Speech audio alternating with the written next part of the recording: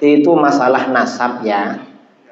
Masalah nasab, Imaduddin itu gak perlu didengar. Wahabi ini ada proyeknya saudara. Nasab itu ada proyeknya juga. Dana-dana dari Saudi dialokasikan untuk Wahabi. Yang dari Iran itu Amerika di belakang, dialokasikan ke Syiah. Termasuk sebagian dari barat ke nasab-nasab. Tujuannya memecah belah umat Islam. Karena para habaib itu nasabnya sahih. Dan yang menyebarkan Islam kepada bangsa kita ini Ba'alawi. Wali Songo itu Ba'alawi. Para ulama penyebar Islam dari dulu Ba'alawi. Para habaib Ba'alawi. Karenanya ya kita gak perlu dengar iman itu. Dan diajak debat kan gak pernah datang kan. Mirip sama dengan Wahabi. Wahabi itu diajak debat gak datang. Beraninya cuma di medsos, keluar-keluar. Didatangi kayak tikus, lari kemana-mana. Saya ini berkali-kali mendatangi tempat Wahabi, lari mereka.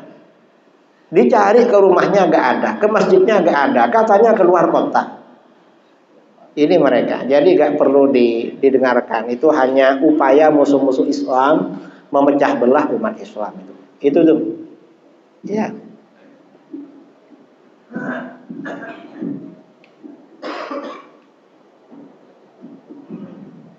Assalamualaikum warahmatullahi wabarakatuh. Allahumma shalli ala sayyidina Muhammad wa ala sayyidina Muhammad.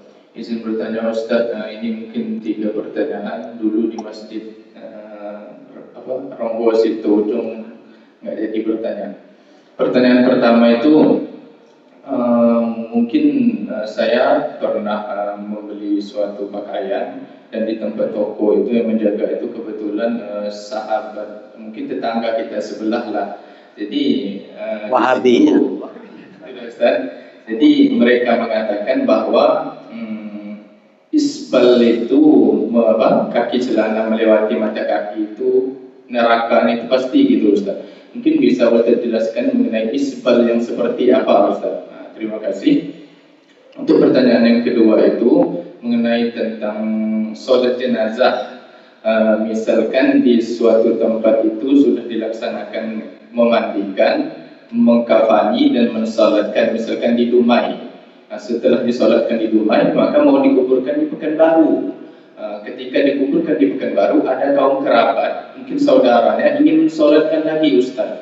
Jadi apakah mayat itu perlu dimandikan lagi atau disolatkan atau langsung dikuburkan saja Ustaz? Terima kasih. Itu yang kedua. Yang ketiga mengenai tentang apa perbedaan daripada Syiah dan Wahabi ini dan kapan mereka muncul, Syiah dan Wahabi ini kapan mulai muncul serta apa yang mereka perjuangkan Ustaz. Terima kasih. Pertanyaan pertama, isbal yang diharamkan itu sarung celana di bawah mata kaki tapi niatnya karena sombong. Dan itu orang-orang jahiliyah.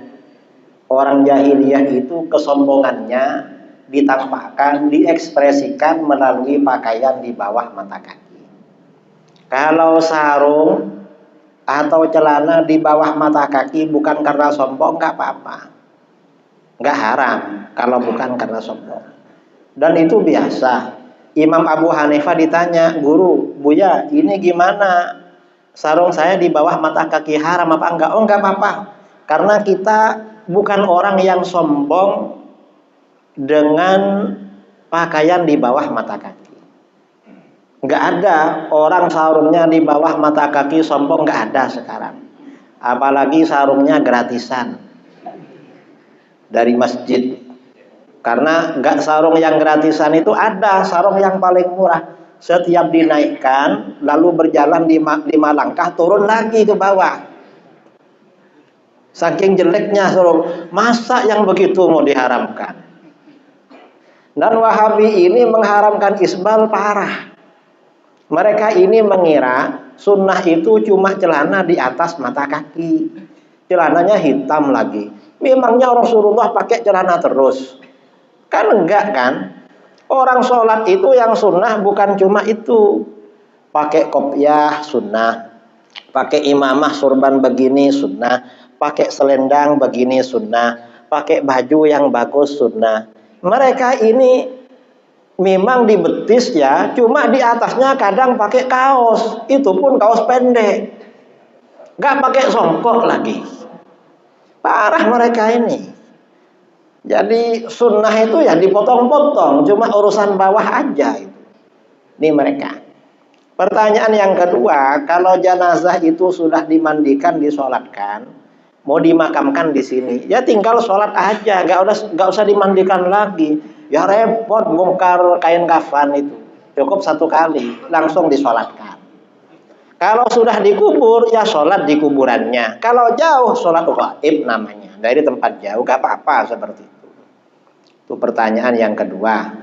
Perbedaan Syiah dengan Wahabi. Kalau Syiah ini ya anti orang-orang soleh, anti para aulia, mengkafirkan orang. Kalau Syiah ini anti para sahabat Nabi dan mengkafirkan orang juga. Walhasil kedua-duanya sama-sama kelompok radikal. Jadi itu. Saya kira ini ya. Pertanyaan terakhir kalau ada. Oh ya ini nih.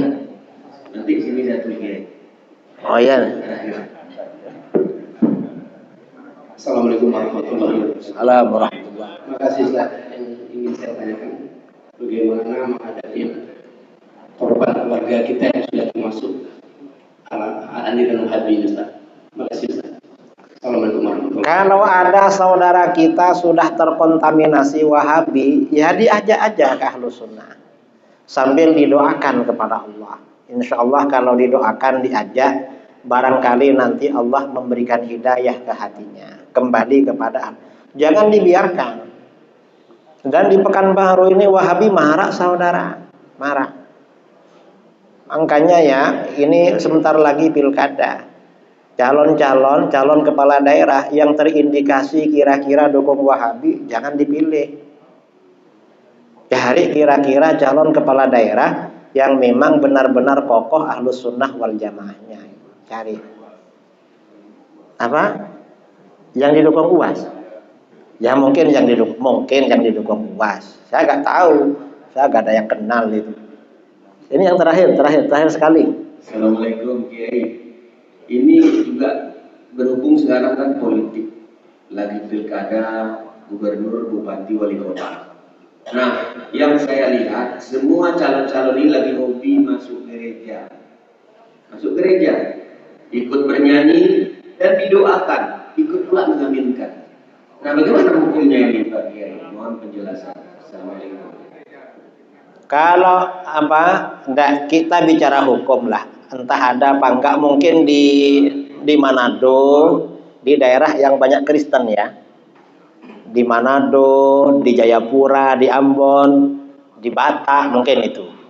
Ya mungkin di Pekanbaru ada juga mungkin.